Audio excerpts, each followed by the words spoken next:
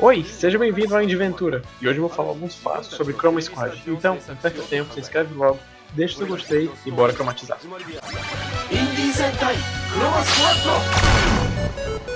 Chroma Squad foi inspirado principalmente pela série de Tokusatsu, o Super Sentai, conhecida aqui no ocidente como Power Rangers, mas também teve inspiração em Kamen Rider, já que em um dos finais você joga com o Rider, e com os Metal Heroes, já que em outros finais do jogo você joga com outros Metal Heroes.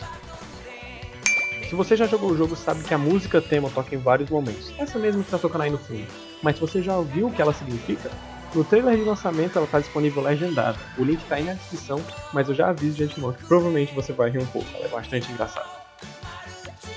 O estúdio sofreu ameaças de processo da própria Saban. Quando o jogo estava em desenvolvimento, a Saban Studios, que tem o direito dos Power Rangers e do Super Sentai, ameaçou processar a Behold Studios em troca de participação nos lucros do jogo. Quando a Behold e a Saban finalmente chegaram a um acordo, a Bandai Namco aceitou publicar o jogo. Ironicamente, o jogo nunca foi lançado no Japão, mesmo sendo um jogo cheio de referências aos tokusatsu e à cultura japonesa, a Terra do Sol sequer viu Chroma Squad. Quando o jogo estava em desenvolvimento, havia a ideia de que haveria um modo online. Isso pode ser confirmado pelo trailer do jogo e pelo projeto no Kickstarter deles. Nesse modo, os jogadores competiriam pela atenção do público, gravando episódios simultaneamente. Agora, particularmente, eu acho que seria mais interessante ter uma luta de Rangers no modo online, cada um controlando o próprio time. O escritor brasileiro Fábio Yabu e a Behold Studios conversaram sobre a possibilidade de um crossover entre Chroma Squad e Combo Rangers. Fábio Yabu criou a série de quadrinhos Combo Rangers e durante a produção de Chroma Squad ele até chegou a enviar os quadrinhos à Behold, mas infelizmente a negociação não foi pra frente.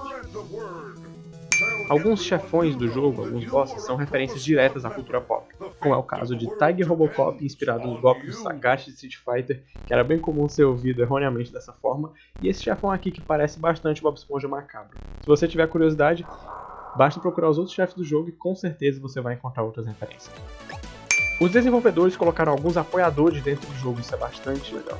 Os tweets que aparecem ao final de cada episódio, alguns NPC e até os atores que apoiam um personagem do jogo foram apoiadores do projeto no Kickstarter.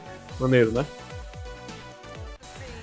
A versão para consoles de Chroma Squad foi adiada por conta do filme dos Power Rangers que teve em 2017. Quando o filme estava próximo de ser lançado nos cinemas no início do ano, Chroma Squad também tinha que sair para Xbox One e PlayStation 4, mas a Saban acabou pedindo para o estúdio postergar o lançamento do jogo para maio, já que no início do ano também sairia o jogo novo de beat'em up dos Power Rangers para Xbox e PlayStation 4, então as vendas podiam causar algum conflito ou confusão. A essa altura eu nem preciso dizer que Chroma Squad é um jogo brasileiro, não é?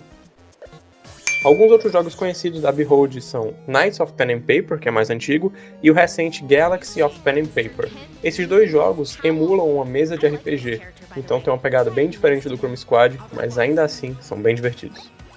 Quando perguntados a respeito de uma sequência, a resposta foi: já até conversamos casualmente a respeito de uma sequência do Chroma Squad, nunca se sabe, mas ao mesmo tempo tem outras coisas que precisam ser resolvidas antes de pensar em fazer isso para valer.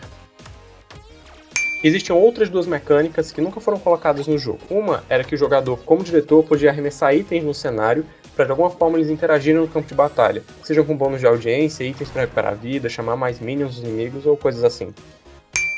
E a outra é que teria uma cidade, e nessa cidade os jogadores escolheriam onde iriam gravar os episódios. Mas essa mecânica foi removida porque na época eles acharam que o jogo seria muito mais só de combate, de waves de inimigos, e não uma narrativa como o jogo de fato é.